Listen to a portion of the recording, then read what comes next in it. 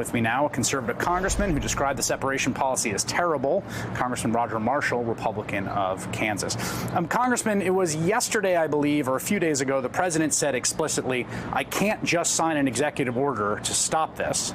And then today he signed an executive order to stop it. Was the president lying? No, not at all. I think the president was much like a big ship sailing into the wind, trying to tack back and forth. He started down a policy direction. It wasn't working quite the way he wanted it to, so he tacked it over to this side. I think that you have to keep in mind the president's main objective is always national security and securing these borders. So he's going to keep that as his priority. Certainly he was concerned, as much like you and I are, about the children, and he's going to try to fix this problem as well.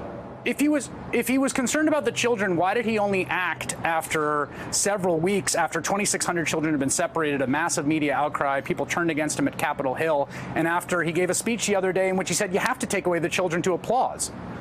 Yeah, exactly. I think there's some more facts that need to be reported. We went with illegal crossings coming across our Mexican border from 15,000 a month to 50,000 a month. This was becoming a crisis. This was becoming a crisis, and he was reacting to fix the crisis and keeping his priorities for national security number one. I asked a simple question, and the question was this, which I'd like you to answer if possible. If the president was upset about separating children, why did he put a policy in place that separated children, not tell the truth about that being his policy, and then stick to it for 6 weeks while 2,600 children were separated and not change until an outcry happened? I think he was trying to keep his priorities straight, which is exactly what he did, and he's continuing to do that. If you would just know the president's heart the way I know it, he loves children. You saw what happened in Syria when the children were bombed with chemical weapons and how his heart responds to this. The president's intention was never to hurt families. His intention was always national security and border security. And then we had this situation arise, and he's addressing it now. We have interviewed on this network, we've interviewed mothers from Guatemala and Honduras whose sons have been killed by drug cartels, who have fled 1,000 miles north, risking everything. Are they a national security threat? I think that when you have 50,000 people crossing our border at the same time, that's a problem. I'm asking you that question about specific... I'm trying to answer it, Chris. I think that you have to share the rest of the story. The number of families that are opposing us families has quadrupled trying to cross our borders. So you're having people that are doing human trafficking, terrorists and cartel members using young kids as terrorists and cartel. Where is the evidence of that? I have heard that. Where is your evidence for that? Where is an evidence of a terrorist using a child to cross a border? I would like to see some evidence of that. Right. So I think what I would encourage you to do is go look at the kids that are under the age of 5 years old that are being in custody right now and see how many of them were separated from true parents as opposed to from cartel members or from traffickers. So I think you need to do some more investigative reporting, and that's why I'm going to the border myself this weekend to sort this out. Yes, sir. Well, Congressman, I would love it if either you or I could get into the facilities with 5-year-olds, but they won't let us into the facilities with 5-year-olds. And I really would urge you to talk to some of these parents firsthand to determine whether you think they're traffickers. And I would also say, don't you think traffickers and cartels, who of course have been trafficking people and running drugs into this country for decades and have tremendous power in Mexico and Central America, have better ways of people getting in than haggard Honduran moms at crossing the Rio Grande with 2 kids in tow? You know, how can you explain that the number of families, people posing as families, have quadrupled? How can you explain the number of people asking for asylum has increased exponentially? Congressman, I'm just asking, what is your evidence? You keep...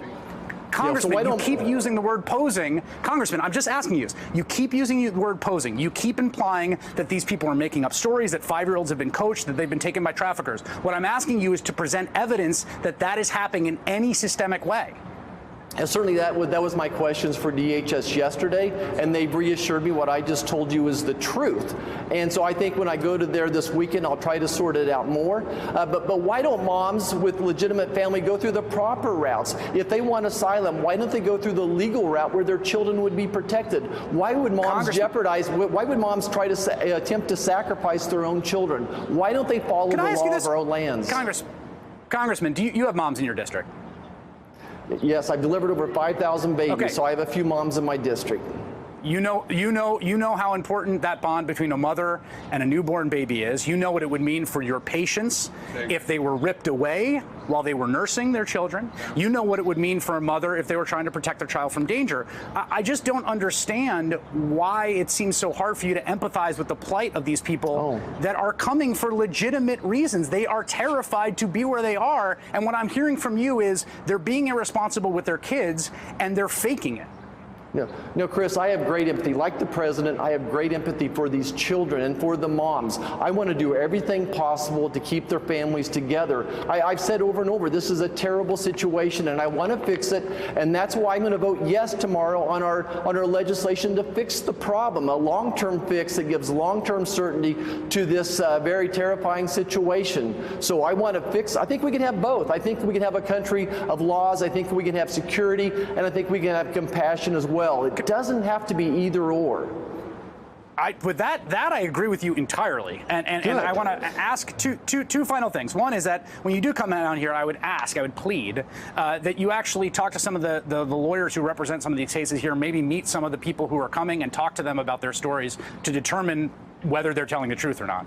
And my second question for you is, I just want to get this on the record because were you in the meeting with the president with the House GOP? Yes, sir, I will. Yes, I'll commit to asking those moms, and yes, I was in the meeting with the president last night. Okay, so just the final question here. This is the president recounted about his appearance there. He said, had a great meeting with the House GOP last night at the Capitol. They applauded and laughed loudly when I mentioned my experience with Mark Sanford. I have never been a fan of his. The president castigating Mark Sanford, who lost his primary. There's two members of the House GOP caucus who have said that's categorically untrue. Is that true? I heard a lot of cheers, I heard a few groans, but uncategorically this president was supported. I don't know if we're going to have a blue wave, a red wave, but we're going to definitely have a Trump wave this winter. And if people don't hop on this Trump train now, they're going to be left behind. It was like Newt Rockne was talking to us last night, giving us a great speech going into battle. This Republican Party supports this president. I've never seen such engagement and support for a person in my entire life. It's just been incredible. It's like Yankees fans and the Yankees and Red Sox and their fans. They're just totally engaged with this president, and they're going to support him to the end. Would you say that voters around the country, when they're thinking about who to pull the lever for this fall, whoever that name is on the Republican Party, they're really voting for Donald Trump, as you just said, because of the unanimity of support, the robust, powerful, and unanimous support of the Republican House caucus for Donald Trump, that when they're voting for a lever there, what they're really voting is for the president or against the president?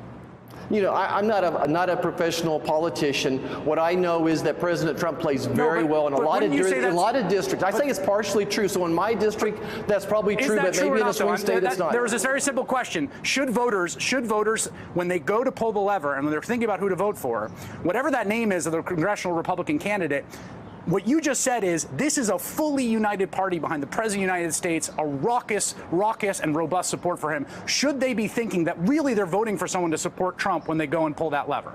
I think in the same way that when Ronald Reagan was running for re-election, people were voting for Reagan. But I also think I can stand on my own merits as well in my own district. And Kevin McCarthy will stand on his 2 feet, and so on Steve Scalise will stand on his own 2 feet as well, that we are individuals. What makes this party great is we give choices. We can disagree, and that disagreement leads to greater decision-making process. And this president welcomes that disagreement. He welcomes that banter back and forth. So we're all in on Trump.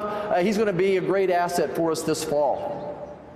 Final question. Will you agree right now that after you come down here and after you talk to some of the actual people who are coming across the border and their legal representations, you can come back on the show and we can talk about what you learned? I'll be honored to. Excellent. Thank you, Congressman. I really do appreciate you taking time with me tonight. Thank you, Chris. Thank you for caring about these kids and these moms and the entire situation. Hey there, I'm Chris Hayes from MSNBC. Thanks for watching MSNBC on YouTube. If you want to keep up to date with the videos we're putting out, you can click subscribe just below me or click over on this list to see lots of other great videos.